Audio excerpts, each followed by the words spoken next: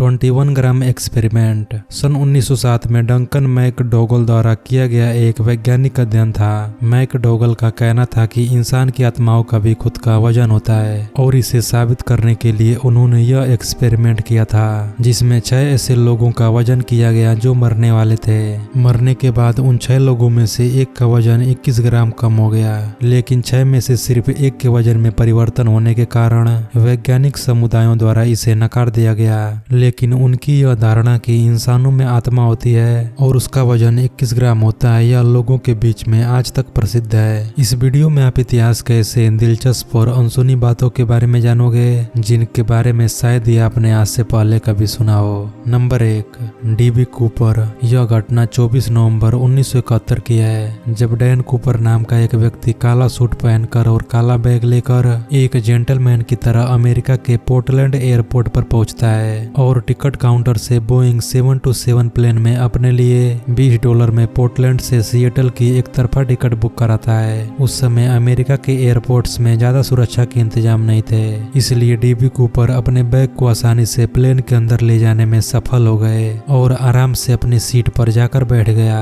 उड़ने के कुछ देर बाद डीबी कूपर अपने लिए कुछ ड्रिंक्स ऑर्डर करता है। डीबी कूपर अपने पास खड़ी एक फ्लाइट अटेंडेंट को पास बुलाकर उसे एक पर्ची देता है। पहले फ्लाइट अटेंडेंट को लगता है कि कूपर उसके साथ मजाक कर रहा है, इसलिए वह उसे अपने पर्स में डालती है, लेकिन फिर कूपर उसकी तरफ झुककर धीरे से उसे वह पर्ची पढ़ने के लिए कहता है। उस पर्ची में लिखा था कि उसके पास बैग में बम है। ये सुनकर वो फ्लाइट अटेंडेंट काफी घबरा जाती है। उसके बाद कूपर अपनी मांग उसके सामने रखता है और कहता है कि उसे $2 लाख और 4 पैराशूट चाहिए, नहीं तो वो प्लेन को बम से उड़ा देगा, और अगर उसकी मांगे मान ली जाती है तो वह सभी यात्रियों को सुरक्षित जाने देगा। कुछ ही समय बाद फ्लाइट के पायलट को ये बात पता चलती है और वह इस बात को सिएटल के एयर ट्रैफिक कंट्रोल तक पहुंचाता है, और उसके बाद यह खबर FBI और पुलिस तक पहुंच जाती है, और उसके बाद उन सभी को पता लग जाता है कि प्लेन हाईजैक हो चुका है। FBI द्वारा डीबी कूपर की सभी मांगों को मान लिया जाता है और वे चालाकी दिखाते हुए पूरे $2 लाख को $20 के नोटों से भरते हैं ताकि बैग ज्यादा भारी हो सके, और सभी नोटों के सीरियल नंबर भी तय किए जाते हैं ताकि बाद में कूपर को पकड़ने में आसानी हो सके।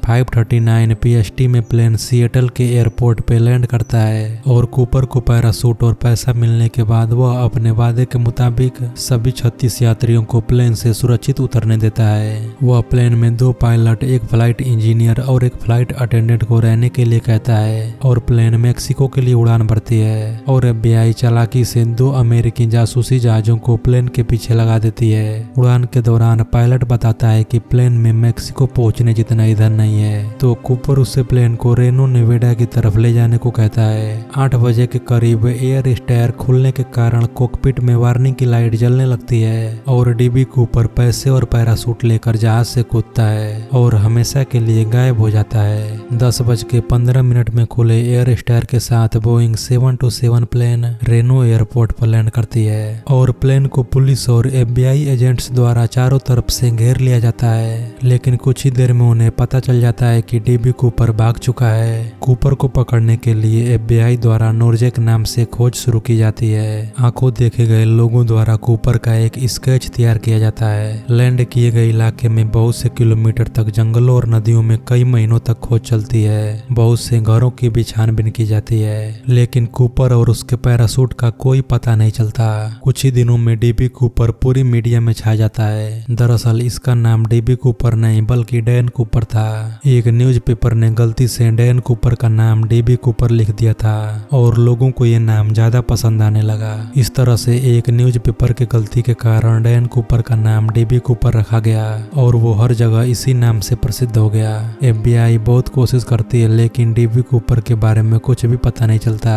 आखिरकार थक हार कर साल 2016 में FBI द्वारा इस केस को बंद कर दिया गया। ये बात आज भी अपने आप में एक रहस्य है कि आखिरकार डीबी कूपर कौन था और वो कहाँ चला गया।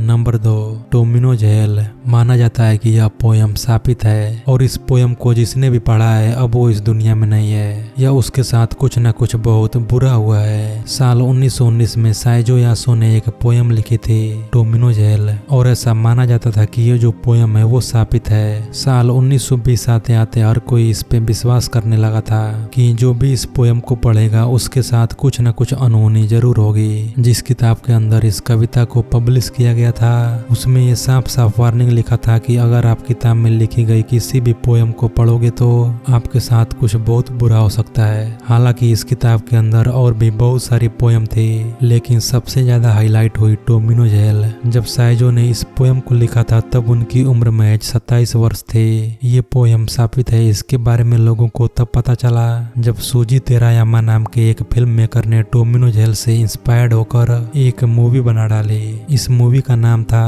Pastoral to die in the country. ये सन 1974 में रिलीज हुई थी और फिल्म रिलीज होने के कुछ ही सालों बाद इस फिल्म के जो मेकर थे जिन्होंने इस पूरी कविता के ऊपर मूवी बना डाली थी उनकी मृत्यु हो गई। उसके बाद एक और घटना हुई जहाँ पर कॉलेज में स्टडी करने वाली एक लड़की ने मजाक मजाक में इस पोयम को पढ़ा और कुछ ही हफ्तों बाद उस लड़की की भी मृत्यु हो गई। ये थी कुछ ऐसी घटनाएं जो ये साबित करती हैं कि ये कविता सच में शापित है। Number 3, ghost photography. साल 1861 यूएसए के वेस्टर्न में एक बंदा रहता था जिसका नाम था विलियम और इसकी खासियत ये थी कि ये भूतों की फोटो ले सकता था। हालांकि ये कोई फोटोग्राफर नहीं था, लेकिन इसकी जो पत्नी थी जिसका नाम हैना था उसको फोटोग्राफी का बड़ा शौक था। एक दिन विलियम के दिमाग में आया कि क्यों ना खुद की एक सेल्फी ली जाए और उसने खुद का अपना एक पोर्ट्रेट फोटो खींचा। जब इसने अपनी खुद की खींची हुई फोटो के प्रिंट निकलवाए तो वो प्रिंट देखकर विलियम और उसकी बीबी दोनों के दोनों परेशान रह गए, क्योंकि फोटो में विलियम के साथ उसकी 12 साल की मरी हुई कजन सिस्टर भी थी।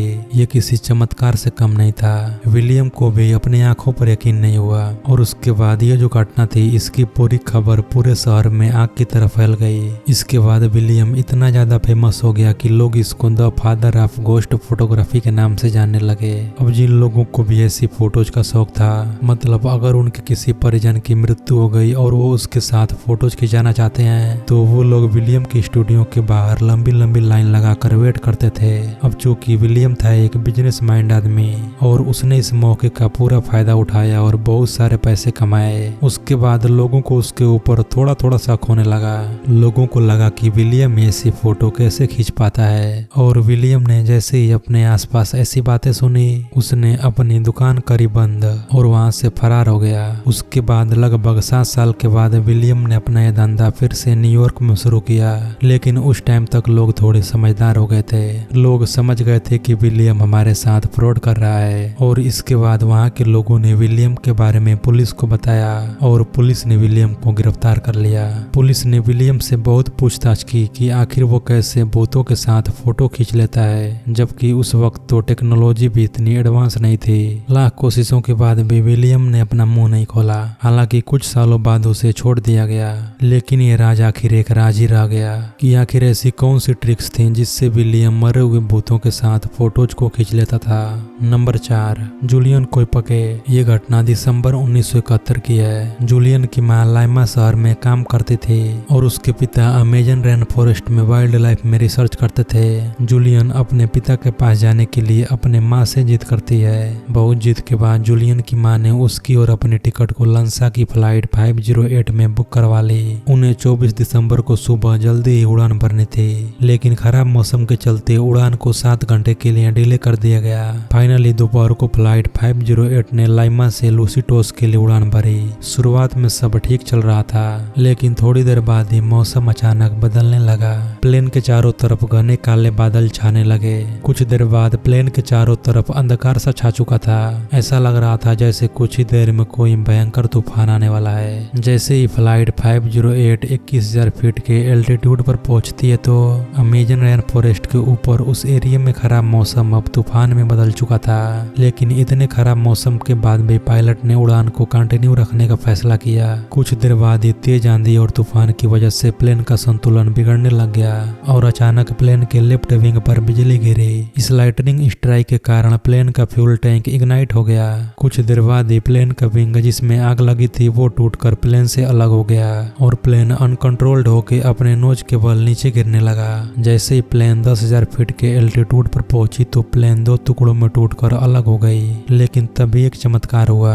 जूलियन अपनी सीट के साथ प्लेन के टूटे हुए आधे टुकड़े से अलग होकर नीचे गिरने लगी। इस टाइम जूलियन ने सीट बेल्ट लगा रखी थी, इसलिए वो सीट के साथ चिपकी रही और वो प्लेन फाइनली अमेज़न के जंगल में गिर गया। जूलियन प्लेन में सवार 92 लोगों में से अकेली ऐसी थी जो इस भयानक हादसे में सरवाइव कर पाई। जंगल में नीचे गिरने के लगभग 24 घंटे बाद तक जूलियन उस भयानक जंगल में बेहोश पड़ी रही। जब जूलियन को होश आया तो उसने अपने आप को अमेज़न के घने जंगलों में खुद को अकेला पाया। अब जूलियन के सामने सबसे बड़ी चुनौती थी इस भयानक जंगल से बाहर निकलना, क्योंकि अमेज़न के जंगल बहुत ही घने हैं। ऐसे में किसी भी रेस्क्यू मिशन के द्वारा उसे तलाशना लगभग नामुमकिन था, क्योंकि बाहर कोई सोच भी नहीं सकता था कि इस भयानक हादसे में कोई जिंदा भी बचा होगा। जूलियन के पिता अमेज़न के जंगलों में रिसर्च करते थे और जूलियन भी बहुत बार उनके साथ उनके रिसर्च स्टेशन पर रुकती थी। इस दौरान उसके पिताजी ने उसे एक बार बताया था कि अगर कभी जंगल में भटक जाओ तो पानी ही वो एकमात्र रास्ता होता है जो आपको इंसानी बस्तियों तक लेके जा सकता है। इसलिए जूलियन ने अपने आसपास पानी को तलाशना शुरू किया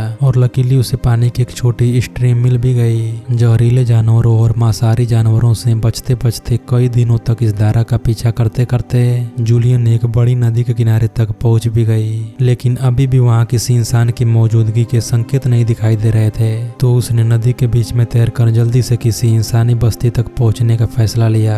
आखिरकार 10वें दिन वो इस नदी को पार करके एक तट पर पहुंचती है। उसे अपने आसपास एक झोपड़ी दिखाई देती है, लेकिन जब वो उस झोपड़ी के पास जाती है तो वो झोपड़ी बिल्कुल खाली होती है। जूलियन ने सारी रात वहीं आराम किया। अगली सुबह जूलियन की नींद कुछ आवाजों के साथ खुली।